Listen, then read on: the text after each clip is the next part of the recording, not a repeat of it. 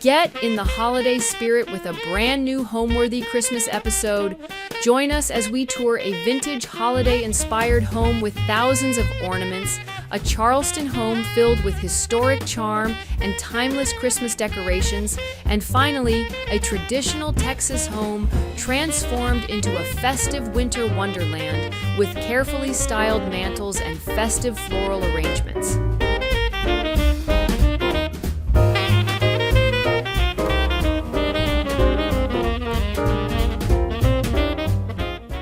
You're watching Homeworthy, where we believe every home has a story. Hi Homeworthy, I'm Leben. Welcome to my home in Fort Worth, Texas. Come on in.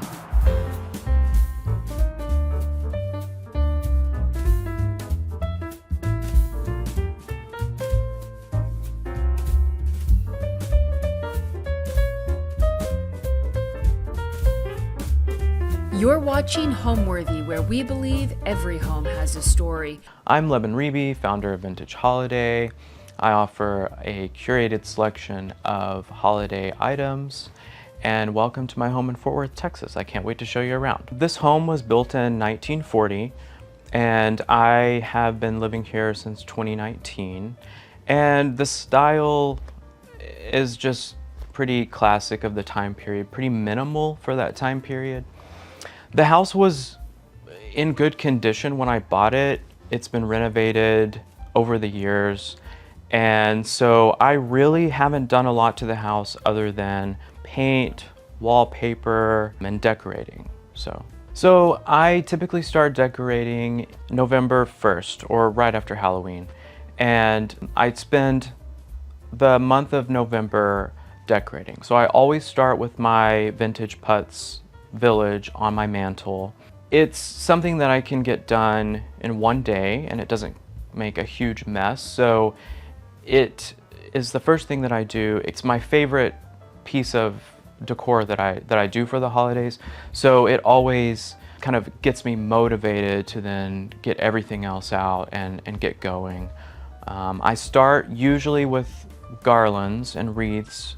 I use all artificial inside just so that I can start earlier. And so I get all my garlands hung in place without decorating them yet. And then after that, I set up the trees. And then that's when I start to, once all of that kind of foundational layer is done, that's when I start to then bring out all of the ornaments and start putting things on the garlands, on the wreaths and the trees, etc. So it takes me all of November, but it happens in stages, or I do a little bit each day. I like to get it done by Thanksgiving though.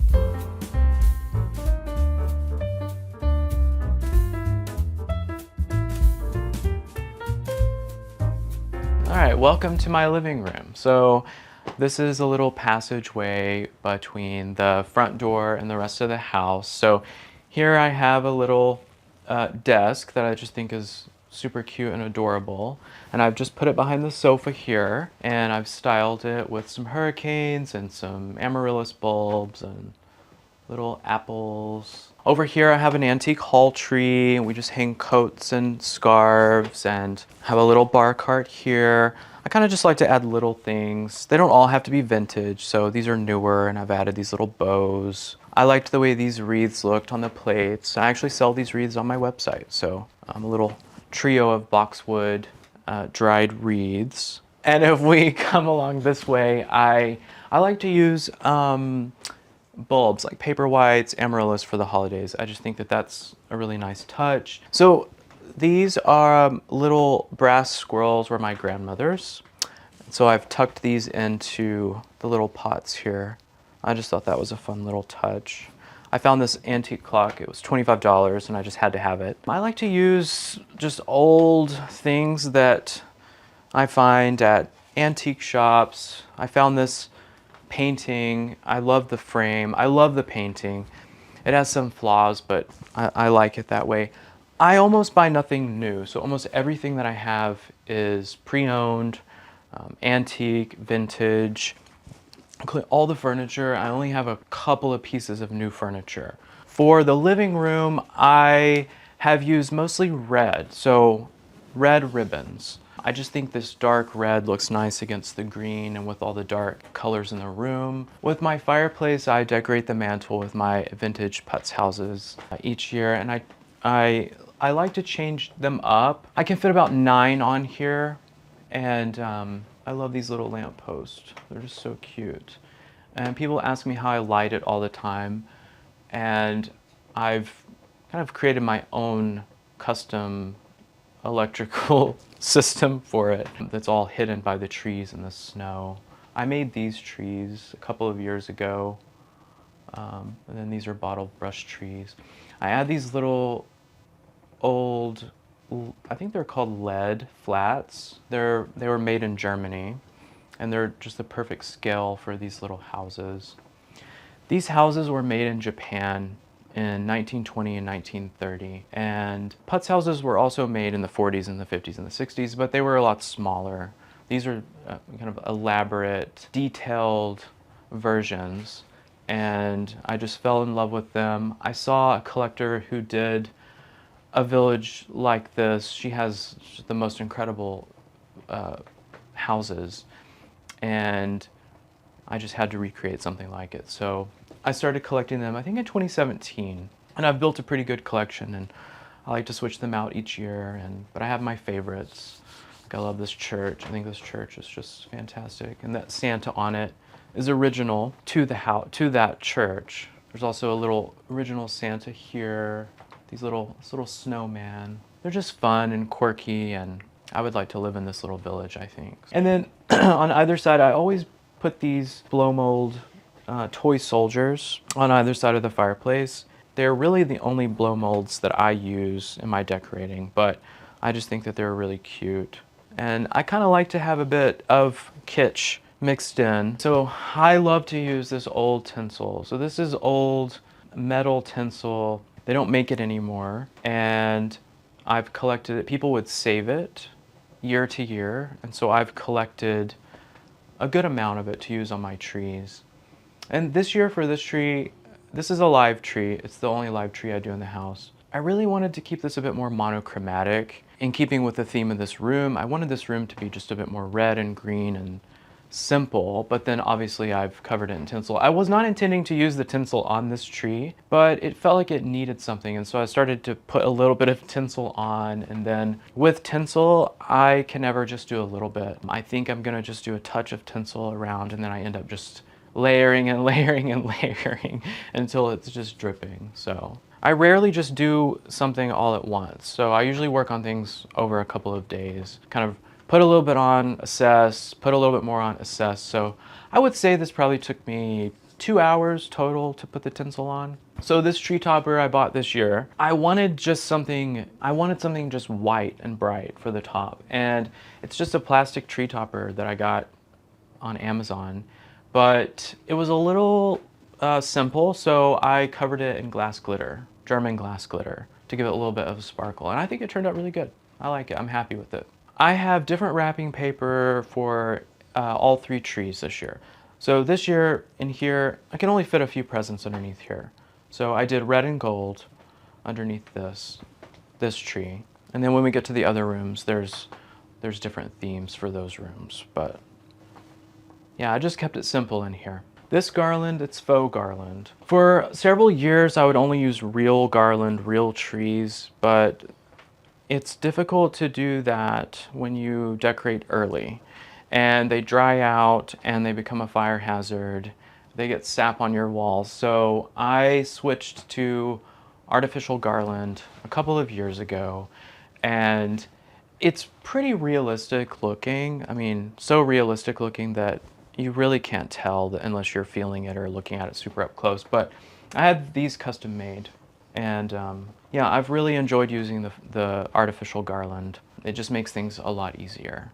The only real live, other than the flowers, you know, is this tree. This tree is the only real greenery that I've used. Everything else is artificial or preserved.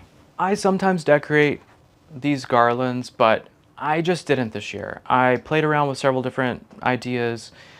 and nothing really felt right. I really wanted this room to be a bit simpler, and sometimes I just don't decorate the garlands. Sometimes I do, sometimes I don't. So I left the garlands in the living room blank this year and just added white mini lights. So I have them on the fireplace here and around the doors leading to the dining room and the kitchen. It doesn't look like it probably, but I like to try to leave as many things that are just in the room, already in the room, and just layer Christmas on top of them. Now, obviously, like to put a tree here, I have to remove the table that's here. And I do remove some things, but for the most part, I just leave the room as is and layer Christmas on top. So I don't use decorative holiday pillows. I just leave what I already have. Except I do have one tiny one over here. I just loved this one. I thought this was so funny that I had to get it. So that's the only seasonal pillow I do have. I just thought that was fun and quite ominous, but I had to get that one. And over here, I just like to add some of these vintage ornaments and bowls around. I think that that's, you know, just sometimes the easiest little touches are fine and make a pretty big impact. So I collect vintage ornaments. That's probably my main collection, are vintage Christmas ornaments. And then I also collect vintage putz houses, specifically the older ones from 1920s, 1930s. They're a bit more elaborate. Those are the two main holiday collections that I have and that I focus on. I also collect a few other things, a few blow molds, some ceramic trees, just anything else that kind of catches my eye. But the bulk of my collection are ornaments and putz houses. When people come into my home for the holidays, I want them to feel taken back to a different time, maybe their childhood, maybe a special Christmas that they had.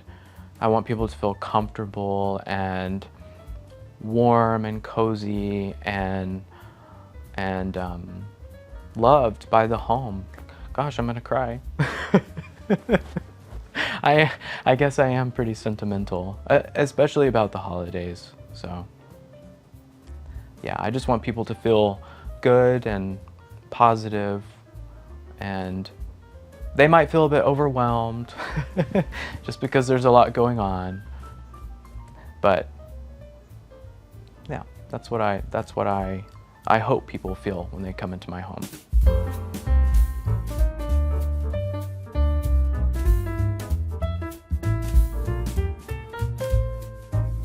Now we're from the living room heading into my dining room.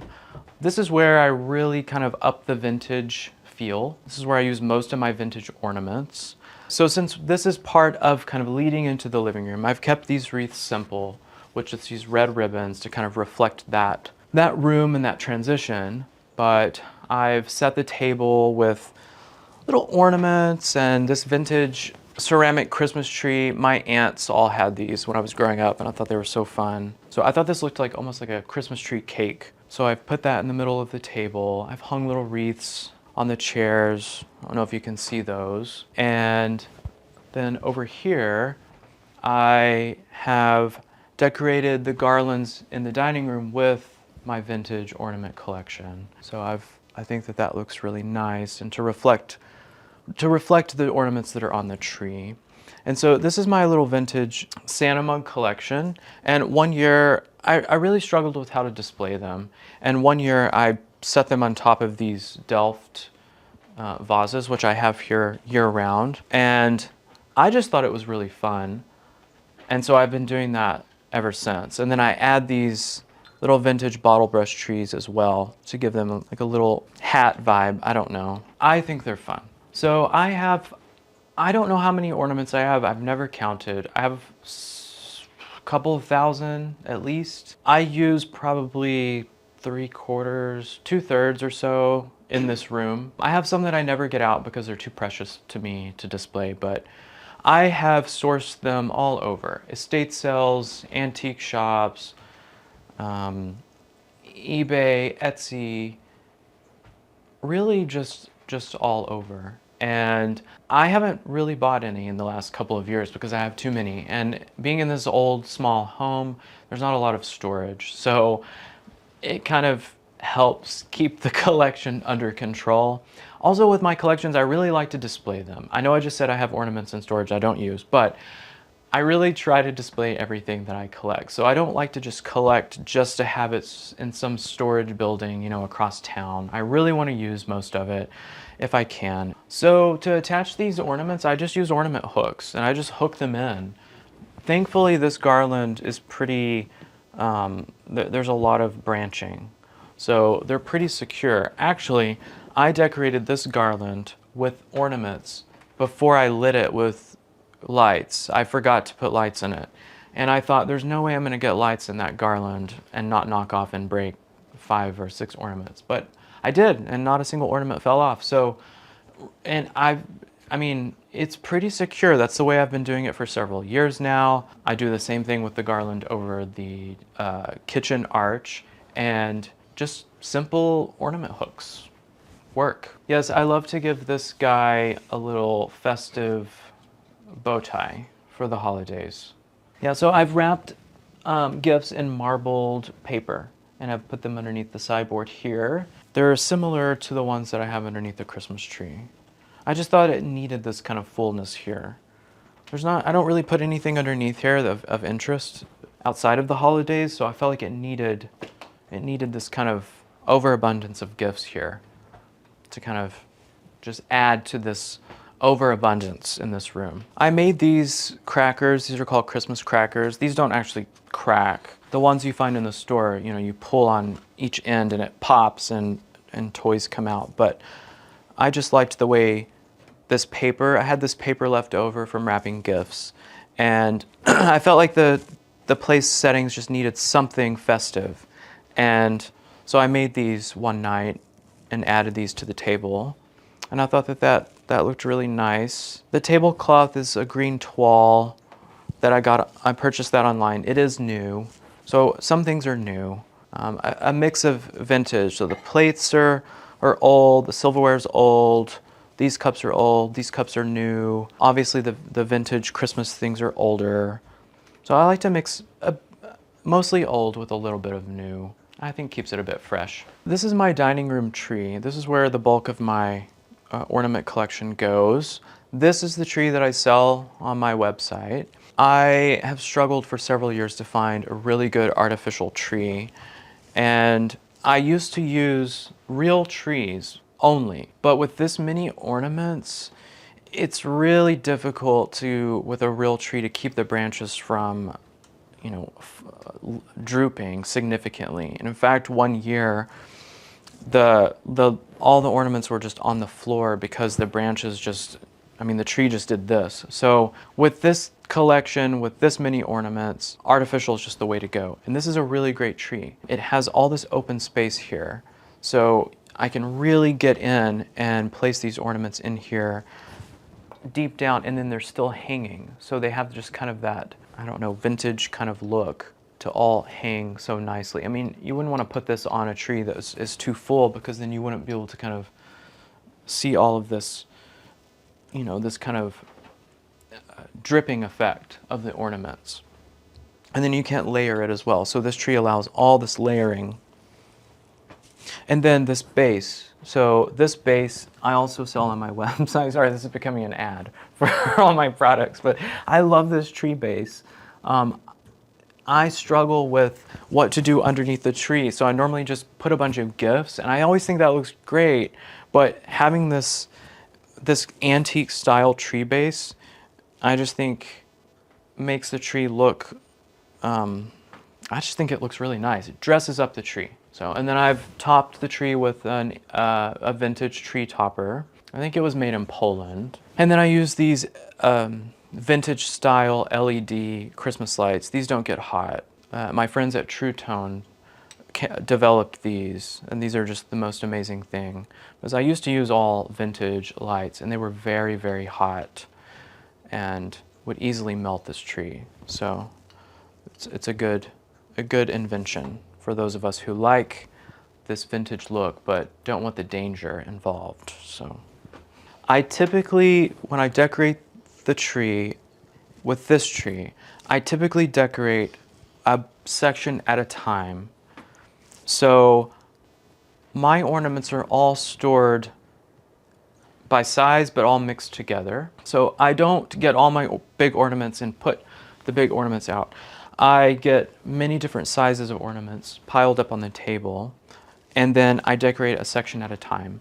And the reason I do that is because I don't have to hunt for an empty space or the perfect spot for an ornament. If I decorate this limb all at once, it's very easy to see, where an ornament needs to be, and then I just move on. And so I kind of do that all the way around the tree and then up. And I find that that speeds up my decorating process. I also pre-hang my ornaments. So I have a rack, and I don't have it out, but I have a rack, and what I do is it's just two pieces of wood with some dowel rods across it.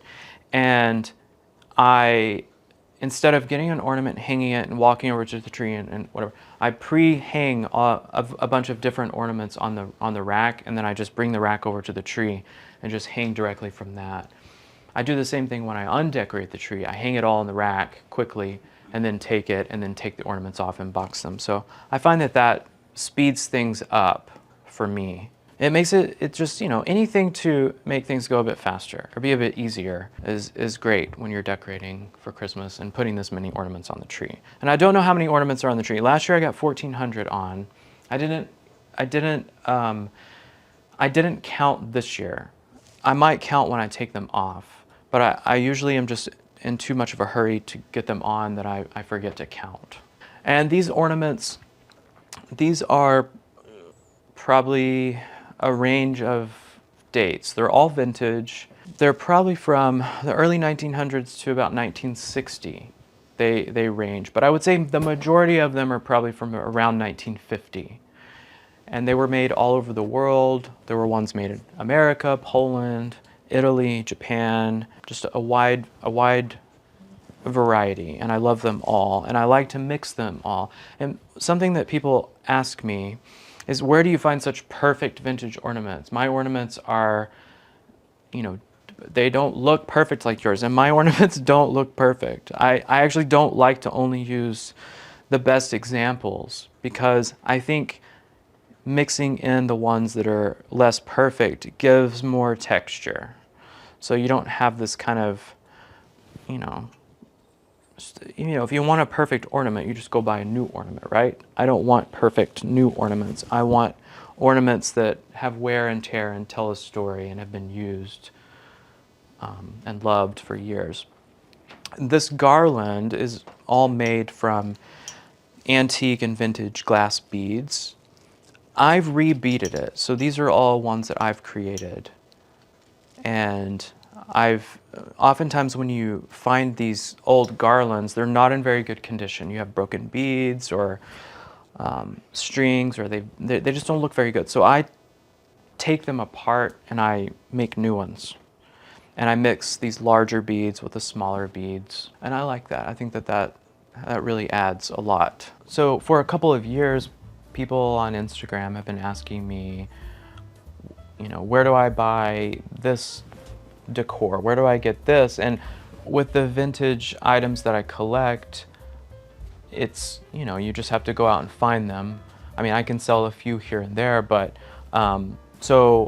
what I've realized that people struggle with is, and I have struggled with, is finding an artificial Christmas tree that looks real, that has a really nice shape. So this year I released a line of Christmas trees that I think are realistic, easy to decorate, really show off ornaments and give you that kind of vintage, just cut down from the tree lot feel that is so hard to find.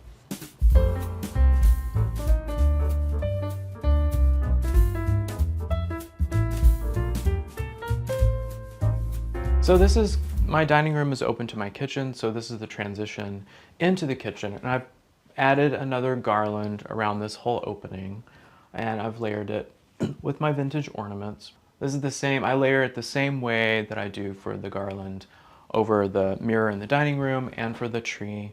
Same ornaments in keeping with the theme. And these are just hung on again with ornament hooks. I light this garland. I like to have just a little bit of lights. I don't like to have it, you know, just blinding at night. On the island here, I've just added a little collection of vintage and new nutcrackers. I always like to put them out somewhere. This was a last minute addition last night to the island. The island is hard. There's not a lot of space, and then actually, you know, we use the island, we use the sink, water splashes up, we eat here. So this is not a permanent display. This is just gonna be here for a little bit for fun, and then we'll probably move these guys elsewhere. But they look good here. I think they look fun, kind of standing guard, standing guard over the kitchen. Okay, now we're going into the kitchen. I don't do a lot in the kitchen. There's not a lot of wall space in this kitchen. But I do love to add these wreaths to the kitchen doors. I just think that that is a really good way, especially in a smaller kitchen where you don't have a lot of space, to add some holiday cheer to an otherwise kind of blank space. And then I've layered the islands with more garland. Here I've chosen to just use plain vintage ornaments. I like to use these bottle brush trees. These are newer. I have a collection of older ones and newer ones, but I've put these in the kitchen this year. I don't think everything needs to be decorated. I think sometimes they look kind of the decorated and then plain looks nice. I collect these old vintage holiday cards. Some of them were used, some of them were new, but I've hung those underneath the cabinets this year. I just think that that's a fun look. Sometimes I put them in my garlands in the living room. I will clip them in. This year I wanted to do something different, and I thought that they looked really fun here in the kitchen. And then I just add little touches of vintage Christmas in the kitchen. So a little Santa mug pitcher. And I love these little boots. These are like paper mache Santa boots. So I just baked this cake this morning. No, but I just think that sweets are so nice looking during the holidays. So I love having sweets around all the time. And these were just too irresistible to pass up at the grocery store. So I've added them here for today. And after filming, I'll have to have a little treat. So added another wreath here, just simple, with this red ribbon. And then here we have a kind of like a little bit of a bar shelf, and just little touches of vintage ornaments I've added in here. Little bottle brush trees, nutcracker, nesting doll.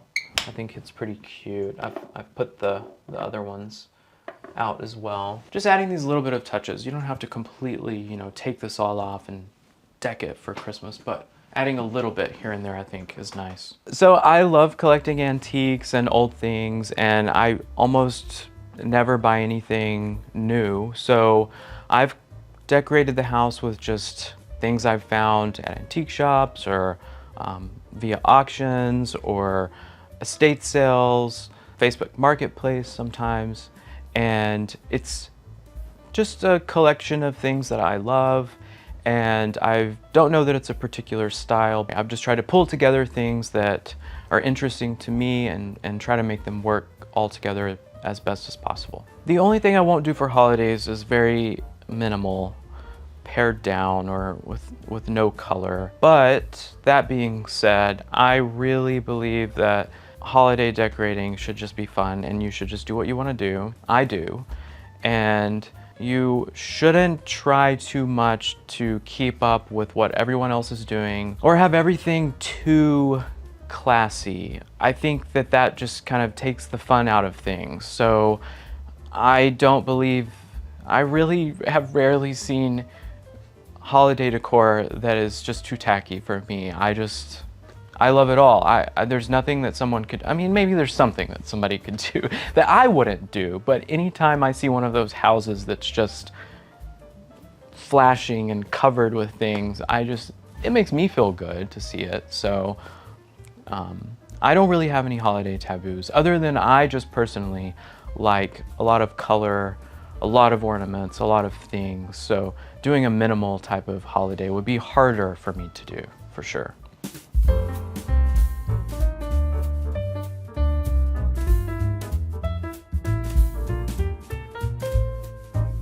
Here we are in the willow room. So I call it the willow room because we've used this wallpaper by Morris & Co. that is called Willow.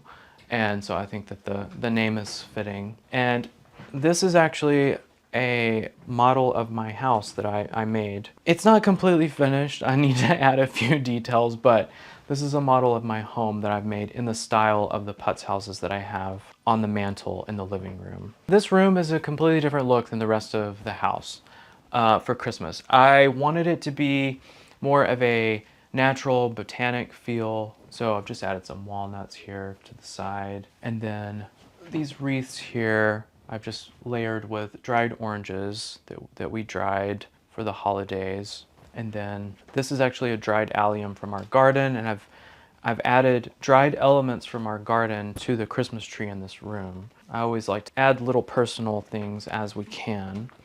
And then for the bed, I've put this garland over the bed here. I thought that was really nice. I added some more dried oranges and just a couple of kind of orange velvet ribbons, just to give it a touch of kind of like an old world type of Christmas feel. And then for the bookcase, I've added the same wreaths that I have in other areas of the room, but I've put brown ribbon, and then I've added this garland along the top here with more dried oranges. There's a collection of little Staffordshire figures on top there. I am drawn to red and green just naturally. So most of the home has elements of red and green in every room, just all the time.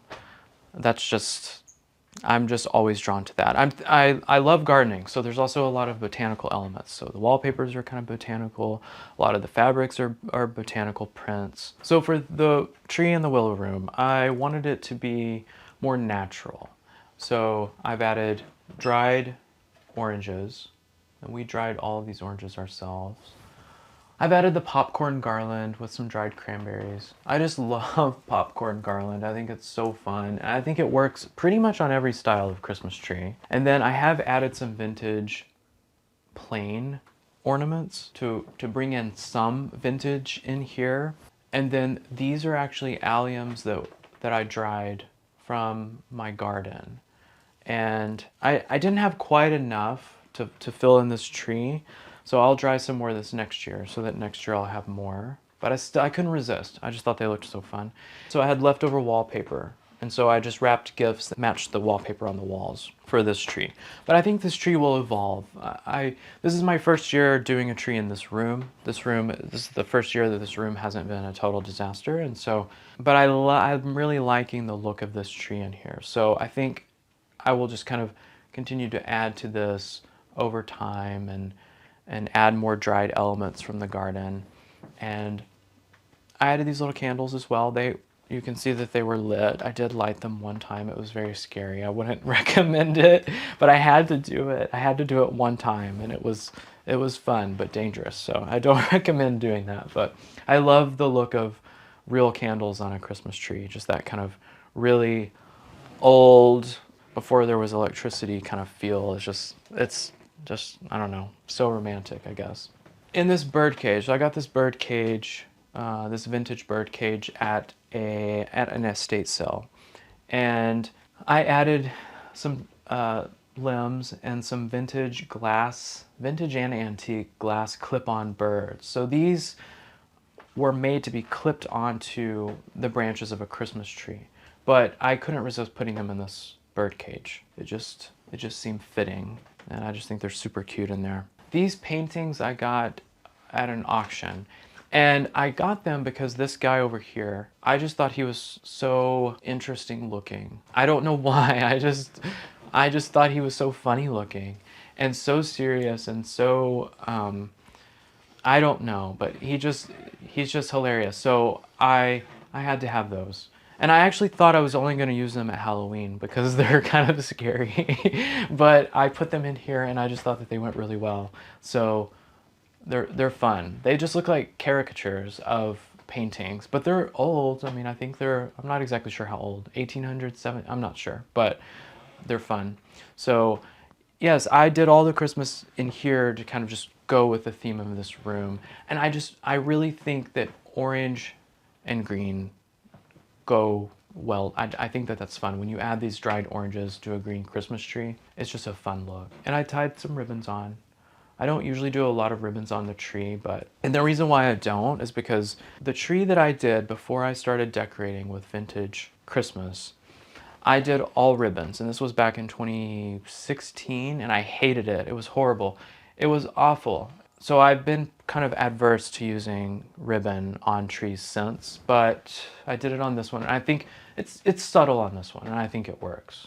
So, and then I just like to add other little touches. These are old bottle brush trees. I think that they kind of fit with the theme in here.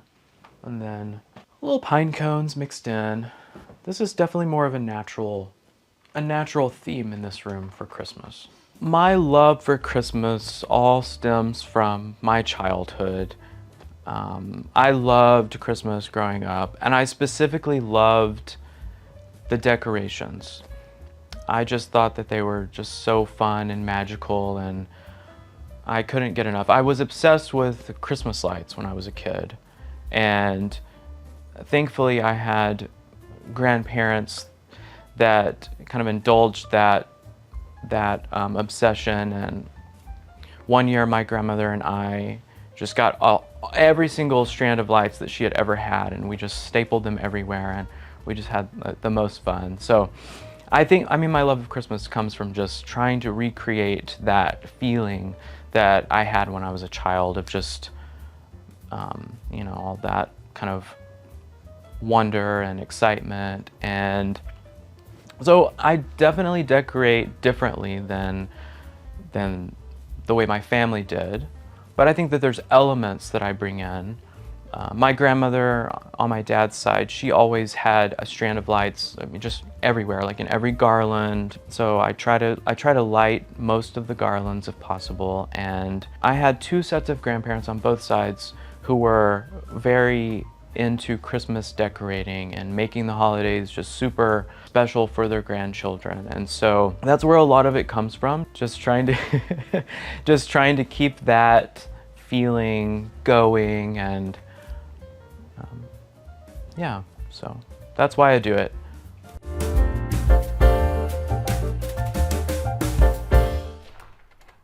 Hi Homeworthy, I'm Mary. Welcome to my home in Charleston. I can't wait to show you around. Come on in.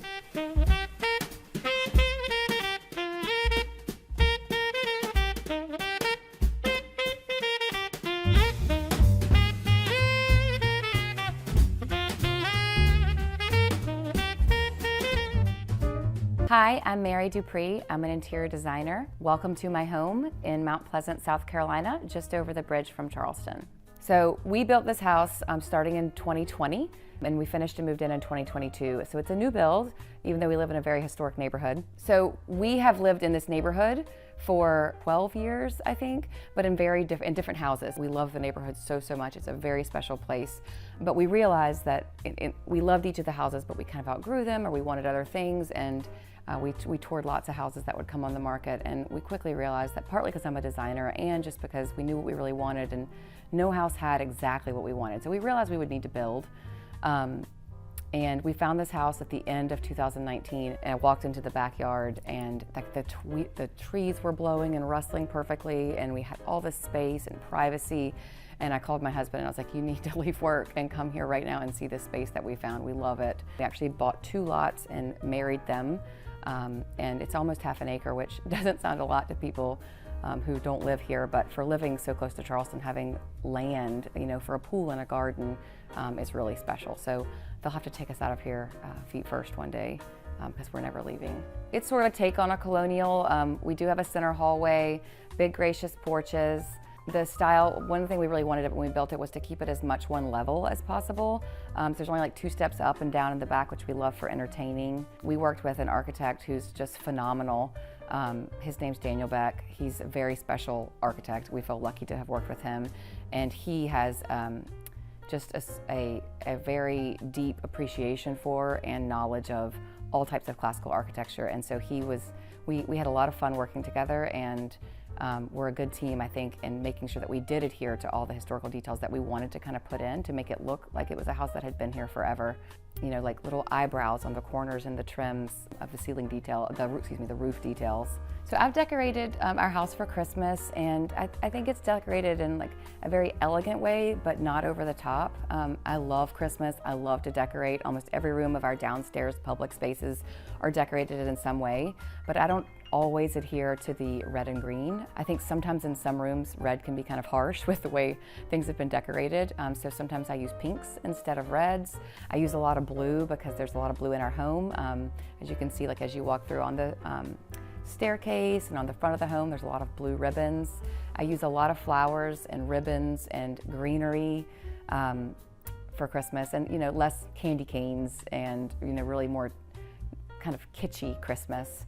And I like to keep it, like I said, elegant Christmas decorating, not over the top. We don't have to go all full Clark Griswold. I love some twinkle lights inside and out, but it's not over the top.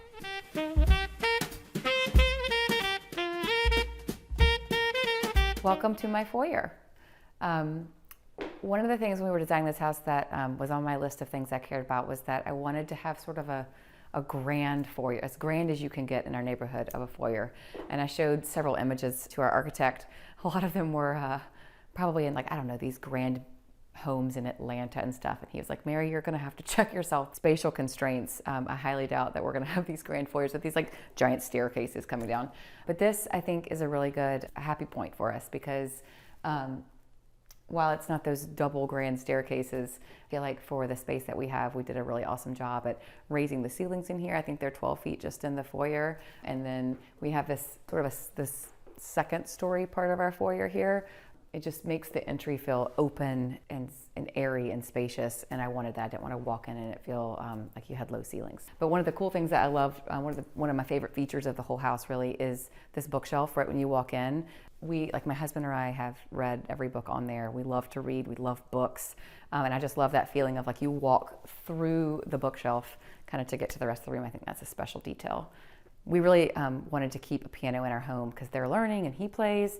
And in our old houses, we actually had the piano like in a parlor or a sitting room, but it takes up the whole room. And if we were going to put the piano in our parlor, which I'll show you in a moment, but it would have taken up the whole room. We'd have like the piano and one chair, and we didn't want to do that. So what we did instead that I really love is, so here in our house, we were actually able to fit putting the piano underneath the stairwell, which freed up the parlor for a full sitting area.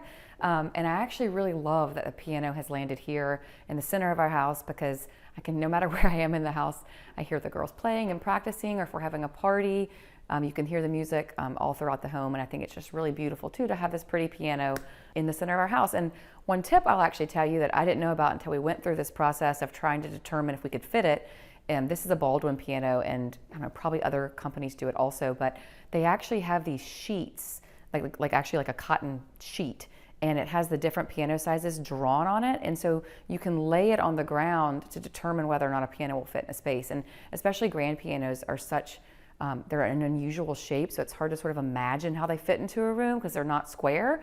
And having that as a super tool that your piano shop could probably help you with if you're ever looking to get a grand piano.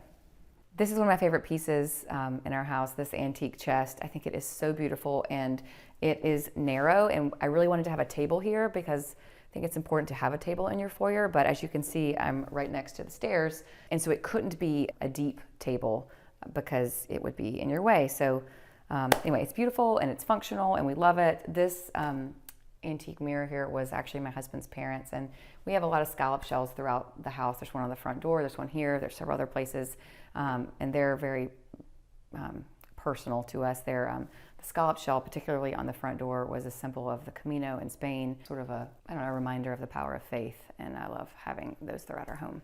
This is a special painting in our house. It's sort of an abstract of me and my daughters. My husband had it commissioned right after my second daughter was born. It's by Teal Duncan, who used to be here in Charleston, but I think she's moved to maybe Augusta, Georgia, but it's no longer in Charleston. But it's a special piece. I like that you can tell that it's us, but it's not like our faces on the wall, but it will always be a special one for me.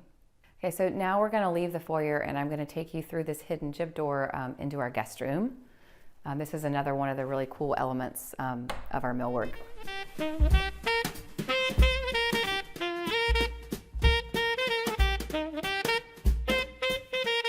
Here we are in the guest room downstairs. This is sort of a mini master. We have room for, this is a queen size bed, but there's room for a king size bed down here, and then a walk-in closet, and then a full bath with a zero entry shower. So the thought is that if we ever need to come downstairs for some reason as we age, we will have a space to do that. But right now we really love the idea of being upstairs with our children and closer to them. I love that we were able to incorporate pink in this room without it being overly feminine because of the addition of the blues and blacks and red colors in here. It still has sort of a masculine feminine balance.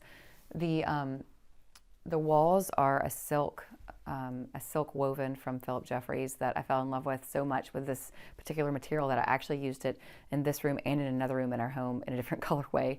But I just loved the colors that were offered, and the material itself I thought was just even richer than using like a grass or something. I loved this silk product. And then I did a monochromatic curtain, and this is a good example of a room that feels very old world to me. The colonial influences of like the rattan, but then we've kept it fresh with the modern art on the wall so that it doesn't start to feel at all stodgy. These are some of my favorite lamps in the house. They were my parents' lamps in their house, and I have inherited them. I love them. They are Maitland Smith lamps, and my dad was the president of Maitland Smith for years, and when I was over in the Philippines a lot as a child, he was working with Maitland Smith, and so a lot of my childhood feels like it's surrounded by Maitland Smith travel or showrooms, and so they kind of hold all the Maitland Smith pieces throughout the house, and Henriton pieces too hold a special spot for me.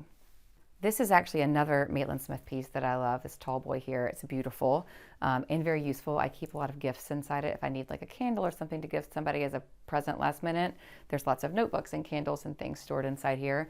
And then we have a collection, we have throughout the home a lot of blue and white chinoiserie vases, but I do love it when they're all put here together. I think when you have a collection, it's nice to show it displayed together. It packs a much bigger punch, I think, than just like little pieces throughout a home. And then this mirror was my husband's parents. It's an antique.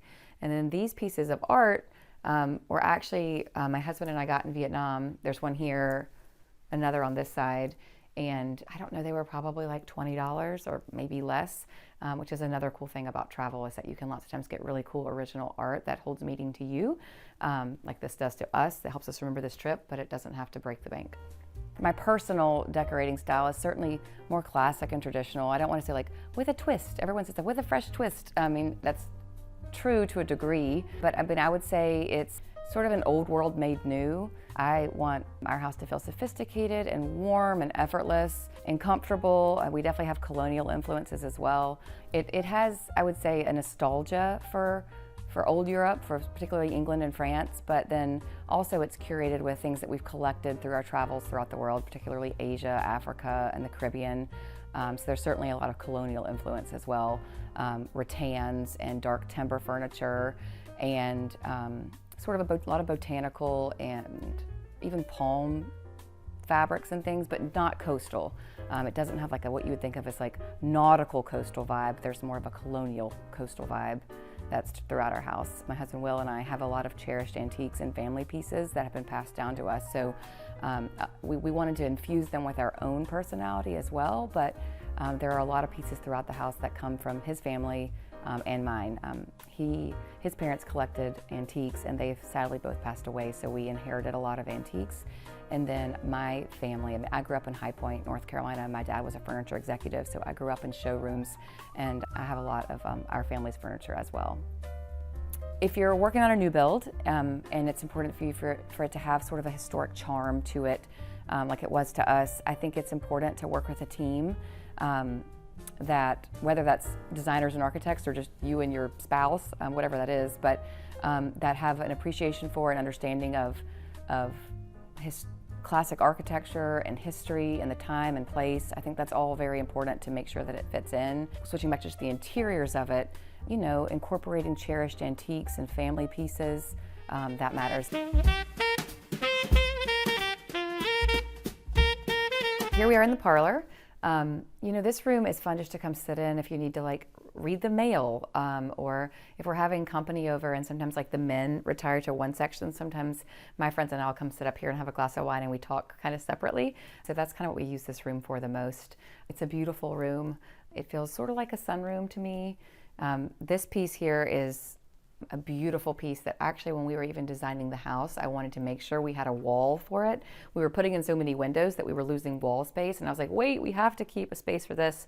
And to be honest, I don't know all of the origins of it. It was my husband's grandmother's, and there's a story about when she bought it however many decades ago and spent the money on it that apparently her husband was very mad at her. So it's a funny story. But I don't know if it's Indian or Moroccan, but it has beautiful bone inlay, and it's actually a secretary. Like, it has a crack, so I'm not going to pull it down, but this part comes down, and there's chains, and it's actually a secretary. It's got great storage. I keep candles in here, but it's beautiful. It's one of my favorite antique pieces in the home.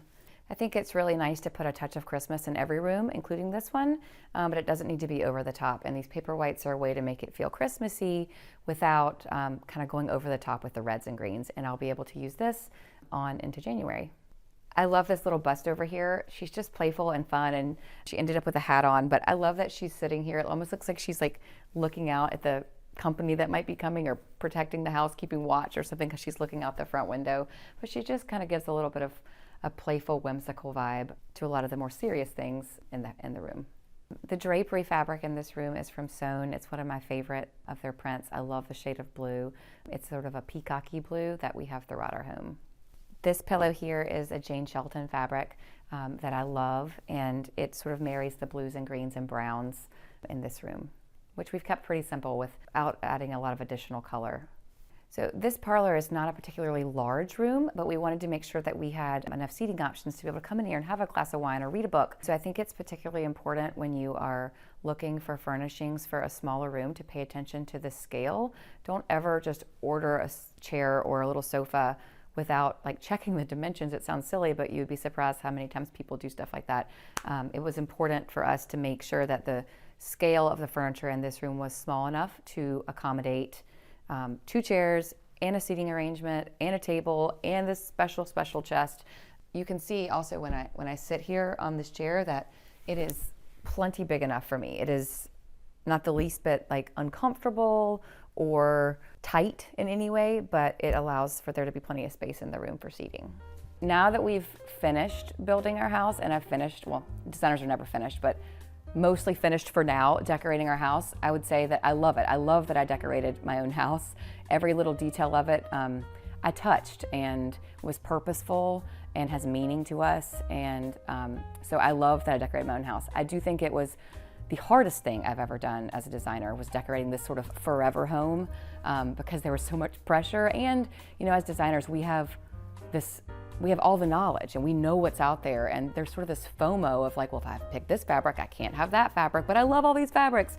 And so that was difficult. I mean, we were in a rental while we had sold our house, while this was being built, and I had swatches all over the floor in the rental. My mom jokes about how, like, she talks about like when she has these like little distinct memories when she was a child, like she can vision little things in her parents' home. And she says that for my children, it's going to be like rug and fabric swatches. Like when they picture their childhood, they're just going to see swatches because I have them all over the place.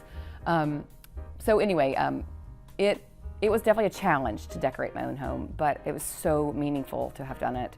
And you know, there's no formula to me for design. I think it's all very individual, and I think that our homes are sort of representations of ourselves, extensions of ourselves. And so for each person's home that I do, they're all so different that, I don't know, in a way, they're all equally hard because they're all different. I don't have like a formulaic, I will buy these sofas and I will buy these rugs and we will use these fabrics and it has to be blue and green. It really just depends on the person and what they love. Let's go check out the dining room now.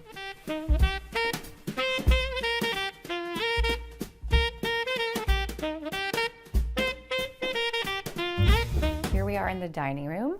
One of my favorite features of our dining room is these built-in china storage cabinets, which you can see give me plenty of space for all of our extra china. And I also keep tablecloths in them, some of the candles, things like that. And there's 3 of those, and then this space actually doesn't have one, but we hung the art here to make it sort of look like they were all the same. It's a really cool design feature that, like, from this corridor here, The first half of it is the bookshelves from this side, and then the second half is the depth from these china storage cabinets. There are 8 engravings here that we had framed. These are from a 16th century Dutch missionary to Ceylon, which is now Sri Lanka. And these are special to me because they depict the very first churches in Ceylon. And I actually went to Sri Lanka in college to help rebuild houses after the tsunami. So these are really special to me because they're sort of a reflection of our faith with all these churches, but then also of a part of the world that's really special to me. Some of my favorites are, this heron is my wedding china, and we do still love to use our china here in the South. Another of my favorites actually is on the table right now. It's Wedgwood, and it depicts scenes from Dartmouth, where my husband went to college, and I love that the green is great at Christmas and at Thanksgiving and at Easter, and we use these a lot, and they're sort of unusual. No one else has Dartmouth Wedgwood, so they're a really fun one also. So I've set the table here for a holiday dinner that we're going to have. And this is a room where I actually did use some red, but I also mixed in pink, and it's kind of a softer red, so it's not that like really, really candy cane red in your face. So I like to use greenery a lot around the holidays to decorate the table. It's just an easy, fun, beautiful way to do it, and sort of unexpected. So here I've just bought like some greenery at Trader Joe's, like a variety of different types. And then I've laid that right in the center of the table. Actually, this tablecloth has like a blue and green kind of floral design here in the center, which I didn't want visible for the holidays. So it's also a creative way to kind of cover that up. But then I layered the greenery with some artichokes and some pomegranates to bring in that red and green, just in sort of a unique way. And then there's some beautiful candlelight, which this evening will be really, really pretty when we're hosting. And actually, when I set the table similarly to this last year, I didn't even use a center arrangement, but because y'all were coming and I had the flowers, I put them here. But honestly, this could be done too with just the candles and the greenery and the artichokes and the pomegranates. And it's super simple and unexpected and beautiful, easy way to decorate for Christmas. We spend Christmas Eve at a dear friend's home, but we do host dinner here on Christmas night also. And, you know, we a few years back, we have the same thing for Thanksgiving every year. Every year, the Thanksgiving food is the exact same, and we love it. I love that tradition, but we also used to kind of make a similar meal at Christmas, and I don't know, 5 or 6 or 8 years ago, my husband and I were like, we just had turkey. We do not need turkey again. And so we kind of just switched our plan, and this year, you know, now we kind of make something different every year for Christmas, and we talk about it with the girls, and they get to help pick what sounds good to them. And so now it just kind of depends on what we're kind of in the mood for. But the tradition is that we're always here and that we cook it together.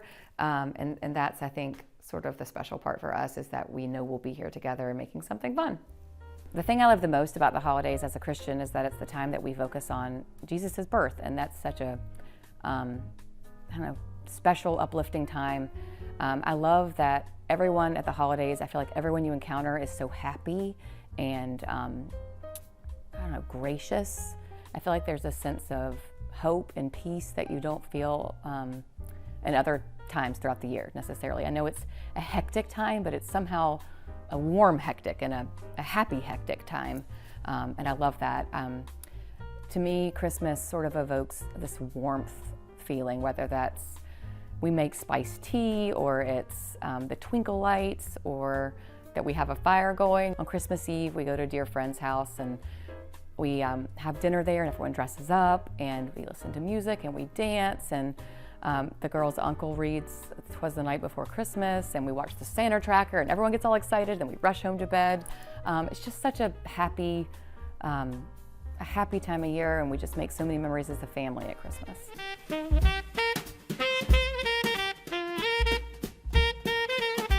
Here's our little breakfast area. It's kind of funny because we actually don't eat breakfast here. We eat breakfast at the bar, but we eat dinner here pretty much every night as a family. And I just love this little space. It gets great light, and it's comfortable, and it's just our cozy little dinner spot. This here is a little mini sofa. It's not built in. We had built-ins at our old house, and I didn't love them because They just felt a little more rigid to me, and it wasn't what I wanted here for this house. I do think it's one of the mistakes I made designing this house, doing everything so kind of quickly. I wish that I had taken the time to have it made sort of with angles so that the front was straight, but these little triangles here were actually filled in. So maybe one day I'll switch it out and have a little sofa made that fits in the space a little bit better, but I still think it's super beautiful. I love the fabric, and this is where I keep my topiaries and they get their sun, and kind of another just fun area to decorate for Christmas in a kind of non-traditional way with the oranges that my daughters and I have fun making together, and sort of these like kind of chartreusey lime ribbons that are tied on everything. It's in the spirit of the holidays, but it's kind of not the colors that you'd expect. And another thing I'll say, since we just mentioned these oranges with the cloves, is how important I think it is really to like let your children take some of the lead when it comes to decorating for Christmas. This is their home too, and I don't want this house to feel like it's a place that's just looked at and not lived in. I want them to feel comfortable and a part of it. And I mean, after all, the children are the reason that the holidays are so special, and that they should get to be a part of that. Here's our kitchen, which is really just sort of the heart of the home. We spend a ton of time in here, whether we're cooking or talking or doing homework. We're in here most of the time that we're in the house, it feels like. I wanted to keep the cabinetry in here kind of light and neutral, but not white. It's actually a really warm kind of white color that I feel like is timeless and will just never go out of style, and I'll always love it. We have a nice Calcutta marble here that I really like. There's a lot of different types of Calcutta, and I forget which one this actually is. I could have told you several years ago, but I love it. I love that it has a lot of warm tones in it, a lot of browns in it that really, I think, tie together a lot of the furniture and other colors in our home. I knew that I wanted marble, and I fell in love with these slabs, and there were only 2 left. I really wanted to have a marble backsplash with a shelf, and there wasn't enough. There wasn't enough marble to do all of this and the island and the cabinets over here, the countertop over here where these cabinets are. So we ended up choosing to do a wood countertop here. It's walnut, and I absolutely adore that we did that. It makes it almost feel like a piece of furniture over here, and it just adds such a warmth to it. And then we also replicated that same wood in our butler's pantry. So it all ties together, and it was sort of a happy accident, and that happens sometimes in design. You can't go in with too perfect of a plan because things happen, and you kind of have to roll with it, but I think it makes for an even more beautiful outcome. The island cabinetry is actually a different color than the rest of the room. I wanted to put a little pop of color, but not too much. It's one of my favorite paint colors, actually. It's Faro and Ball light blue, and I feel like in our house it does look kind of light blue, but it's a color that can look gray or green or blue, kind of depending on your home and the lighting. So it's a color that I love to use. Both this light fixture and the one over the breakfast table are both from Urban Electric, which is here in Charleston, South Carolina. This one you've probably seen in a lot of places. It's kind of tried and true now, but I love it. It fits so well, and I love that pop of color that it adds to the room. This is that same kind of peacocky blue that we have in a lot of the rooms in our house. These oranges here are some of the ones we actually, my daughters and I made last year, and we finished yesterday baking some more for this year that we're gonna add to our garland. We'll do that later today. And then also in the stove, we keep a spiced tea, I think it's called Russian tea, that we keep a lot throughout this year and make and have in the afternoons. And the girls are old enough now that they enjoy drinking it with us. And then this is my favorite candle, and then this is an angel that my children put there that they really love when they decorate. And it's not my favorite angel, if I'm honest, but they put it there and I love that. So I think my love for interior design did begin early. Like I said, I grew up in a furniture family, and I tagged along with my dad to showrooms, and we even spent a lot of time in Asia. When I was a child, they had factories there, and so I spent a lot of time in the furniture world. And so I had a love for it and an appreciation for it, but I excelled academically in school, and so I feel like I was always kind of pushed towards not art classes and not design classes and more maths and sciences, and I was taking those classes and on that trajectory. And so I think I didn't fully lean in to my love for design until I was older. I went down a much more traditionally scholarly path first, and then it wasn't until I was pregnant with my first daughter, and the project I was working on from a previous career ended, and I was 7 months pregnant, and so I stopped because I wasn't going to start something new right then. And sort of in the space after having a child, and I had always continued to design our own houses and kind of help a friend here and there, and in that sort of year of time, it sort of just took on a life of its own, where I wasn't just doing it for a friend. Like, they would tell a friend, and so the friend of a friend would want me to help, and then suddenly it kind of became a part-time job and then a full-time job. But looking back, I've always had a love for design and fashion and just making everything around me beautiful. So I think that's kind of what led me back to a career in interiors.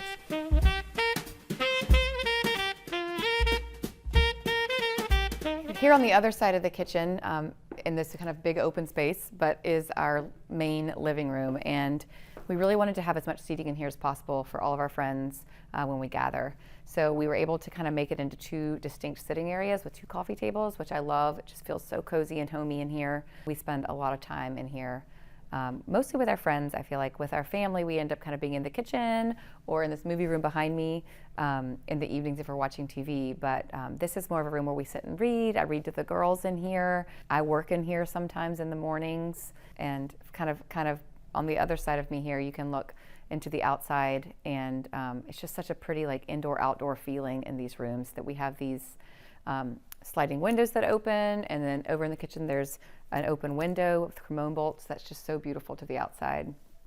So here's our beautiful Christmas tree. My daughter Sophie loves to throw the tinsel all over it at the end. Our ornaments are mostly from our travels, and then we have these ones here that I love so much. There's probably like 50 of them throughout the tree. It was a lady who's now since passed away, but she was a dear friend of my husband's mother, and it's a Christmas present. She gave us a ton of these little ornaments that she had made by hand. She gave them to us in this like leather red box, all these Christmas ornaments, which I thought was such a cool wedding present for somebody. So remember that. It's a good thing to give somebody. But they're very special, treasured ornaments that are always fun to put on every year. And then the rest are from our travels, or they've been gifted to us from friends. But like this one here is Murano glass from Italy. And that purple one is from a friend's wedding in Mexico. And then that's a little Russian doll from when we went to Russia a long time ago. We went there. And then there's Hawaii and Montenegro. Anyway, there's just tons of beautiful ornaments on the tree that they're always fun to go back when we get the box out and we go through them. We're always like, remember when we got this one? Like this particular one here from Montenegro, like this little town had like a ton. This ornament has cats on it, and there's a ton of cats just like roaming the streets of this little town. And we're like, remember those cats? And my daughter loves cats. And anyway, it's just we always get to recall the funny stories from when we got these ornaments. I didn't really go with any themes this year for wrapping paper for the presents. There's the designer at heart in me wants to do that, but the mother sometimes overrules the designer, and it's just so much fun to wrap them with my children, and they like playing a part in it. And like this little one that my daughter wrapped, and she put one of her hair bows on it, and it's like the cutest thing in the world. And as much as I would love for the presents to all match and be marbled and gorgeous, I mean, you can't beat this. It's the sweetest thing. So it's kind of a hodgepodge, but that's how we like it. Here's our fireplace that, to be honest, we don't use a ton. I wish we used it more, but it's just kind of warm here in Charleston. But we love it. And then here are more of the oranges that we've made. We kind of wrap them up carefully every year, and we're able to save them. And then, so we've used all different types of greenery here, not necessarily just the traditional Christmas greens. And it's a little unexpected to see that, and it still brings a lot of the Christmas spirit into the room. This is a special little lamp that we like. It's again another Maitland Smith piece, and it's just, I love this tortoise, and it's just kind of unexpected. This is a monkey, and he's kite surfing, but it's actually a lamp. It adds some height over here, which is fun, and it's just a really warm glow at night. So it's just another special little guy. Here's one of the little seating arrangements in this living room. I feel like we sit here a lot in the mornings, my husband and I do. Me in that chair, him over here. I think it's beautiful. Here again, you see this kind of same kind of peacocky blue that's throughout the house. I think when you design a house, it's nice to have kind of like certain storylines and color lines that weave throughout the home. I mean, I think every room should be distinct, but they need to look like they all came from the same mother, if that makes sense. They can't be too different. And I think sometimes with color, you can kind of weave things into a room. I do love color. I love a bold color, a bold pattern, but I don't like 12 patterns in the same room. I think your eye needs a chance to rest, and a house needs room to breathe. I'm not a minimalist, but I'm also not like super maximalist. I kind of like this middle ground where there is some color, there is some pattern, but you also kind of have a chance to rest your eyes. One other thing we do every Christmas, it is important to me that we always do Christmas cards, and everybody groans about it, but I love them so much. And every year, we have Christmas cards from every year since my husband and I got married, and they tell such a fun story of our family and how it came to be and how we are now. And then I always put on the cover our current year. So this is our current year's Christmas card. And then, you know, there's like my husband and I, we first got married, and then there I am pregnant with my first daughter, and then it keeps going, and like every year, anyway, it's just a fun, special thing. This is one of those things that like if the house was on fire, I'd want to grab. I think it's a really just touching, special thing.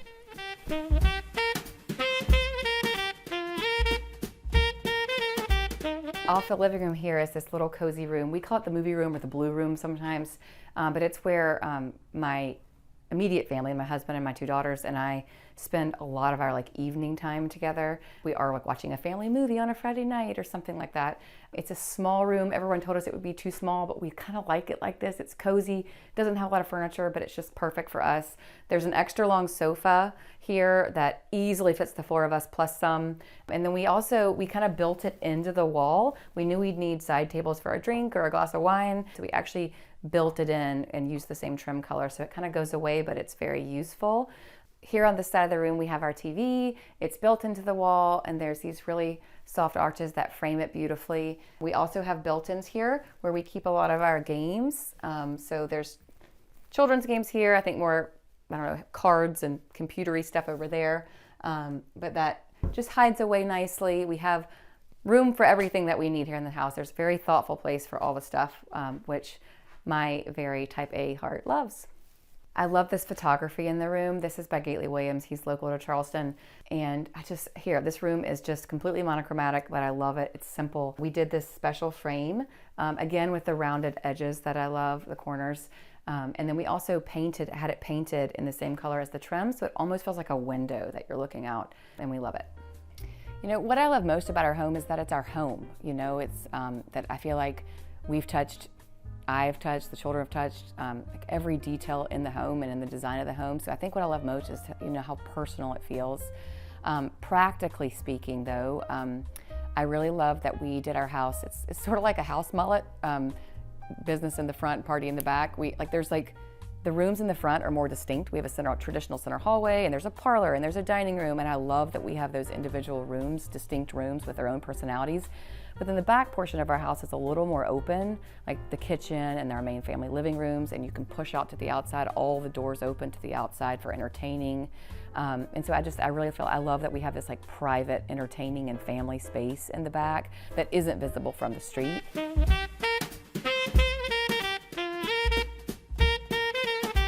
One really neat design element in our home is this wine wall. It is actually, this little room is completely temperature controlled. Also, the builder did an amazing job helping us figure out how to do all this. We used a company out of Canada called Genuine Cellars, and our builder had to get this little nook, like to the 1/8 of an inch, prepared for them to come in and do this for us. I picked the marble elements and things like that, but they installed it. And my husband and I like to collect and drink wine, and this is just a special little thing for us. It almost feels like a work of art too, that you kind of walk through this is part of the center hallway of our home, and so we get to see it all the time. Our friends walk by it, and it's almost like art. We got this on a trip to France, one of our trips to France. This is in Saint-Germain, and we love this Saint-Germain, like arrondissement. That's where we like to stay when we go. So it's special to us. And then I kind of like to pretend that this is my husband and I. He doesn't have facial hair, but otherwise it looks kind of like us. So I was like, we're there. And I love the lines in this. It's all these like linear lines. But I feel like you can feel the movement in this painting, and I really love that about it. I also love that I've never seen another one outside of this, and I really think it's fun to have individual things that aren't like the same art that everyone has. So, this is the powder room right off of the foyer, right off next to the piano, and it's one of my favorite rooms in the house. I think it is so beautiful. It's got this Gracie hand-painted wave wallpaper. I really love these sconces, these little brass toucans. I really think that they're so unique and whimsical and unexpected. And these lampshades that are black, you can see the better that they're black when the lights aren't on actually, but they add some texture and they tie back into this vanity that we had made. I really love this mirror here by Vaughn. I feel like it ties the whole moment together. The distressing on the mirror just sort of makes it feel like it's been in place forever. And sort of the black elements of it really tie the whole room together. This is Stinky. He's a special little piece. It's a Maitland Smith accessory. It was in my house growing up. And my brother and I named him Stinky, and now my children call him Stinky, and even our friends know about Stinky, and it just keeps things kind of lighthearted and fun, and you can't take everything too seriously. So here Stinky sits.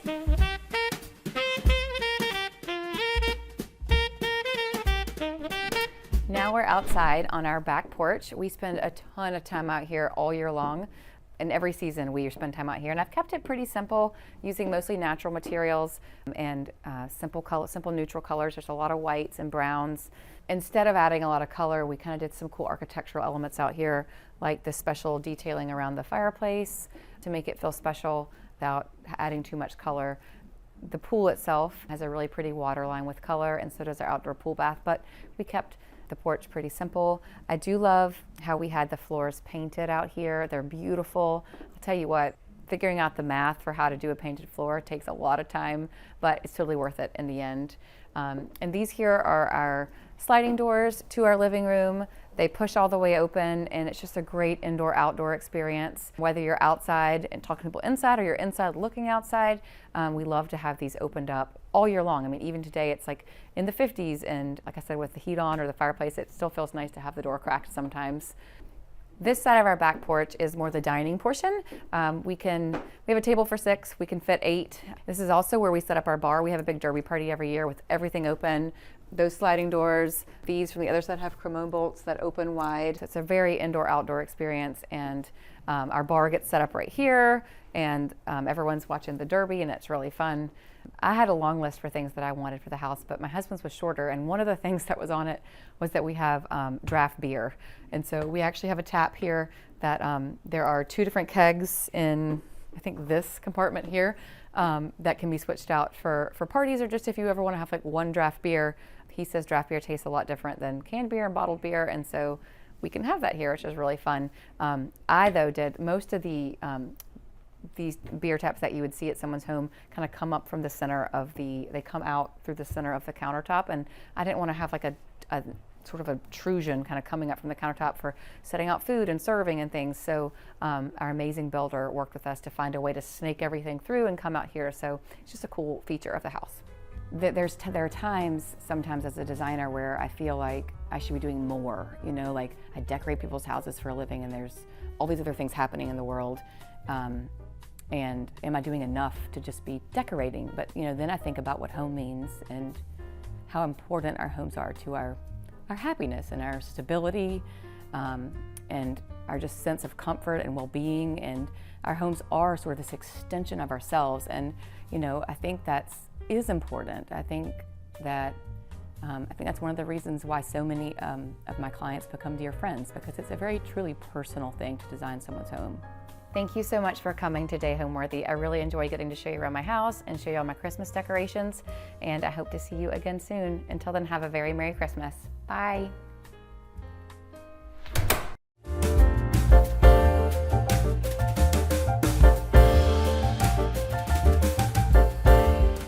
Hi, Homeworthy. I'm Trish. Welcome to my home in Fort Worth.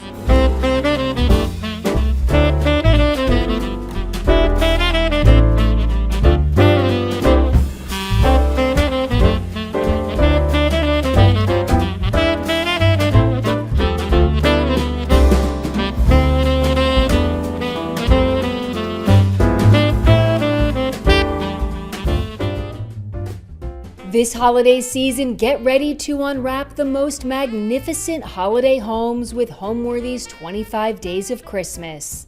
For the month of December, we'll take you inside the most heartwarming houses, decked out for the holidays in true festive fashion. From twinkling lights and elegantly trimmed trees to sparkling ornaments and cozy holiday charm, these homes capture the warmth, wonder, and beauty that make this season so special. So join us as Homeworthy celebrates 25 Days of Christmas. The magic starts now. Raise your glass. Cheers! Merry Christmas! Happy holidays! You're watching Homeworthy, where we believe every home has a story. Hi, I'm Trish Sheets, and I'm an interior designer. We're in Fort Worth, Texas. I live in an old neighborhood called Park Hill, right next to TCU, and we live in a traditional home. For my house, my overall style is definitely more traditional, but I like a little bit of unexpected things in it as well. I am not afraid of color at all. In this house, when we moved in, one of the things I wanted to do was have it, because it's a little bit smaller home, was have a whole lot of color and just have fun with the space and pack it all in. I absolutely love Christmas, and so we have put several trees around the house. I've decorated with all kinds of flowers, and we're ready to have a party at our house tonight.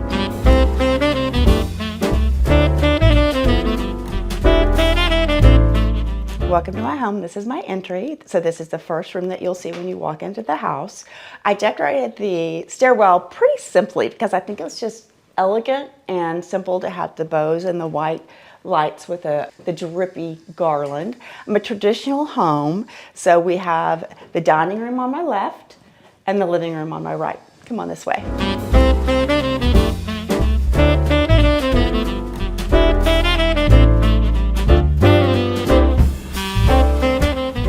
So before we get started, I'm going to introduce you to Gabby. This is our German Shorthair Pointer, Gabby. So you'll see her in and out of a lot of the pictures, I think. So here's my Christmas tree. And for years, we have had such a fun time. I've collected the ornaments. A lot of them are Radco, but it's pretty much all glass ornaments on this tree. And then some fun little extra things. This is one of my very favorites. It's a little Christmas tree that looks like a gingerbread cookie. I think it's real cute. It's a Christopher Radco. And then I always love all the different little Santas that are so beautiful. One of my sons loved giraffes when he was little. So we have giraffes. I have little candy canes. You can see there's a Gabby right there. And then sweet treats are on it. And the boys, whenever we traveled somewhere like to London, we would pick up an ornament. So we would always pick up ornaments from wherever we go and then add them to our tree the next year. On this table, I have my collection of German Christmas carousels. They're so fun, and if you light the little candles below it, it'll make the little carousel go around and you get to see all the little people if it works right. These are a little collection that my mother had, and then I have had friends give them to me, and I think they're real special. So I want to tell you that throughout my house, you'll see I have collections of things, and that's because I'll find a few things that I really love, and then I just, over the years, add to the collections because I think that's really fun. This is my mantle. We just repainted it because I thought it'd be fun to be green at Christmas time, and with lots of colors, and then everybody in our family, including our new daughter-in-law, has a stocking because we just got a new daughter-in-law 2 weeks ago.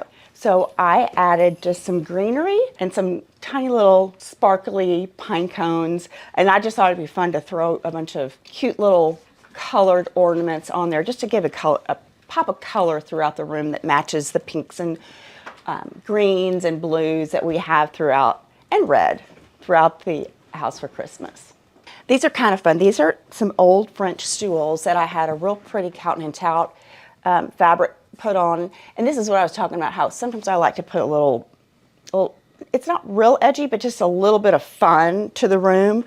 The coffee table is a Dennis and Lean coffee table that I love, and then I just have a lot of little collections of stuff. These little brass deer I think are pretty special, and of course a good candle, a Christmas candle is always fun. I love these little trees. I found one of them several years ago, and the other one my mother gave to me.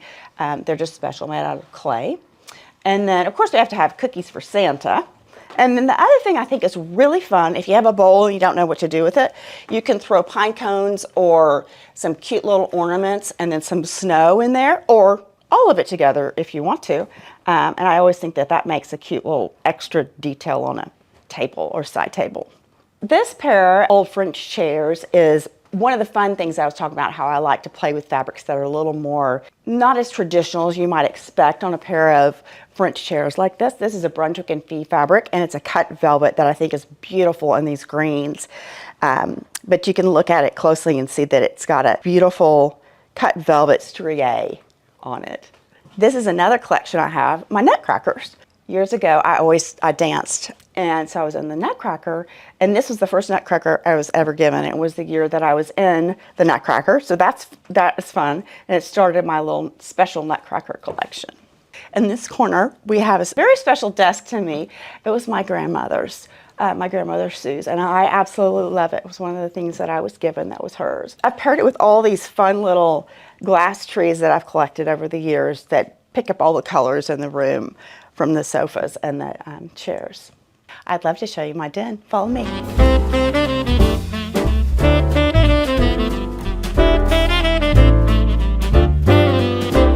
Welcome to the den. We love to hang out in this room, read a book, play a game, or just visit. You may recognize some of the furniture and fabrics in this room because they are the chairs and the sofa from Kips Bay this year. Welcome to this corner where we have our bar. I have it all decked out for Christmas, and I have some painted champagne bottles, which, by the way, if you don't have a Christmas present and you need one for a friend, it's always a really fun gift, and people love them. And with champagne, one of my favorite drinks would be a French 76, which, you can make in your cute little Christmas cups, but this is a fun fact if you don't know. A French 76 is made with vodka, whereas a French 75 is made with gin. So that's a fun little thing for you to know. Cheers. Coming this way, I have some more little nutcrackers. These are special because all three of my sons played baseball, and my oldest son played baseball in college. This is actually the color of the first team that he played for in college. This is the team of the second one he played for in college, and they all three played for a high school team that had, these same colors. So that's kind of what those little special nutcrackers are all about. If you come around here, we've got a special grandfather clock that was in my husband's family. It's special to him, and me, of course, too. And then our cute little mantle. My wallpaper is a Brunswick confit that I love. I think it's so precious with all the little Japanese lanterns. And I just did a real simple little mantle around this fireplace where you can sit, and it's really cozy. And then I have the tree in this room, which is a flocked tree, which I absolutely love flocked trees. I feel like they show off the ornaments, and they sparkle, and they just make me happy. So this coffee table is an old coffee table that I found in New Orleans. I love to go to New Orleans to shop, and it fits perfectly in this room, so I love it. This is a cute little gumdrop tree that our family has always decorated with gumdrops. Some years it's just red and green, and then some years it's all colored. My sister-in-law gave those to us one year for Christmas, and it's one of my favorite little ornaments. The thing I love the most about my home is when it's full of my family and we're just hanging out having a great time. I love our house because it's very cozy, and we can pack them all into the room together and have a great time.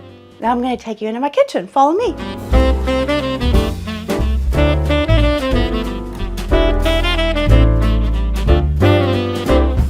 So welcome to my breakfast table. I just kind of set it with fun, again, bright colors and flowers, little bows with mistletoe on the back of the chairs just to make them feel special, and little gifts on your plate. If you come over here, I have a Majolica collection, which is actually quite large. I've collected it for a really long time, and I just think they're fun and beautiful, and I just collect the leaf pattern. And then this little guy is really fun. He is actually a woman in New York City who is from France, painted him, and she has a whole little collection, but she only does a few every year. My sister gave this to me. And then these are some cute little, again, from New York City, from a cute little store there. And then welcome to my snow village. Our snow village is a really fun family tradition. My mother-in-law had snow village with my husband and his sister when they were little, and when she passed away, we inherited it. And we opened up several of the boxes, and quite a few of them were broken, but we decided what we wanted to do is every year the boys would put together the snow village with my husband Mo, and then they would go pick out one or two additional little houses in this collection. And so it's kind of gotten to where it's grown over the years a lot, but they have a whole lot of fun putting it all together. And you'll see they're fun things. Since we have 3 sons, of course you're going to have a school and a post office and ice cream shop, church, a place to get cowboy boots, see Santa, and then there's a fishing, of course, because my boys love to hunt and fish. This is their little fishing bait shop. And the Christmas tree place that sells Christmas trees. You've got your firehouse, and then of course your train station. Over here, I have some little Czech rhinestone trees that I've collected that I think are so precious, and they just sparkle and they make me happy. The brackets came from my room from Kips Bay. They're made out of plaster and then were painted from Kashi plaster. But I think they sparkle real cute with the trees on them. So again, I added some little details to the back of the bar stools just to be a little different. It's a little sparkly tree versus the mistletoe. The last thing I want to show you is this little framed piece right here. This is from when I was a little girl, and in church they had us do a little drawing, a little Christmas drawing. If everyone in my Christmas Sunday school class did, and they chose mine to be the front of the Christmas program that year. I started out in college and I studied interior design at the University of Texas in Austin. And I came out of school and worked for Sherry Hayslip doing high-end residential, which is where I found my love for residential. I started my own business about 4 years later and have continued to work as an interior designer since then. I primarily do large builds and remodels, and I love all the details. I'm really into all the little details about every single thing, whether it's the trims or the monograms or all the things that make it actually become a home. Now I'm going to take you into my dining room.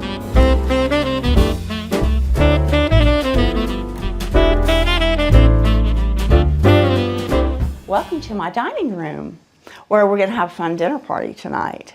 I had a lot of fun decorating this table, and I always love doing all the flowers and making the table really special so that when your guests arrive or your family to have dinner, that they know that you've put a lot of thought into it and that they're excited to be here and that you're excited to have them. I have this beautiful green heron china, and then the napkins were done by a friend of mine here that has an embroidery service, Kendall Geldard.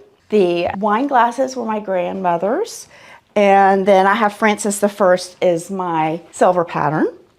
I think it's fun to just pile it on the table with all the things that you could think of that would be like little sweet treats and pine cones, and I put a little bit of it's not real fake greenery in there from the trees and snow, and then of course oranges, because I think oranges, you can even put cloves in the oranges if you wanted to and make them special. One year we had a whole bowl of cloves and oranges, and the guests got to decorate them when they got here, and that's kind of really fun too, an idea. Anyway, we're gonna have a fun dinner party tonight.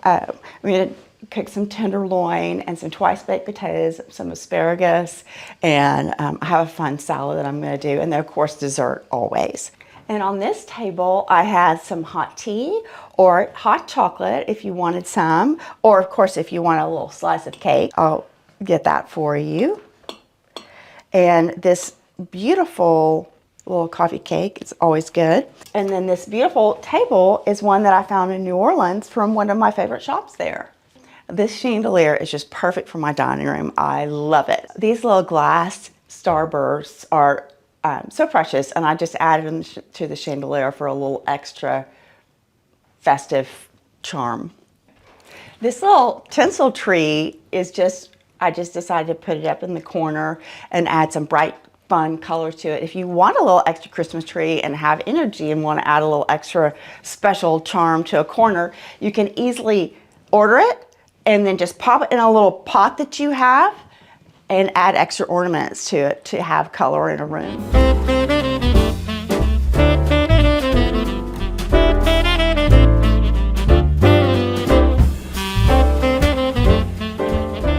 The holidays mean to me a time of getting together with family and friends, but really heavy on the family for me because we have 3 boys. My husband and I have 3 sons, and now we have 3 daughter-in-laws.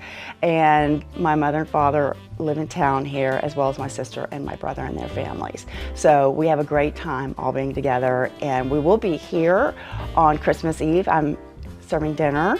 It's my father's birthday, and so that's always a really fun time and day for us, as well as Christmas Day, of course, too. Thanks for watching. Go to homeworthy.com for exclusive content and shopping guides.